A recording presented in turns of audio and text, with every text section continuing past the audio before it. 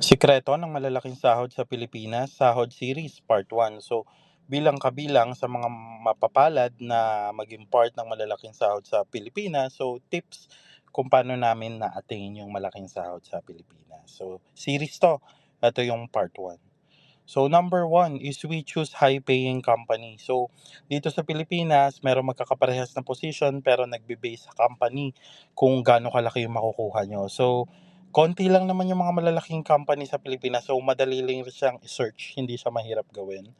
And then number two, we choose international company over local company. So nagtrabaho na ako sa local company, although may mga malalaking magpasahod naman local, saka maganda yung benefits, pero iba pa rin talaga pag international company. Lalo na kapag mga US market, mga UK market, Australian market. So mas maganda kung ang focus mo salary, go with international company.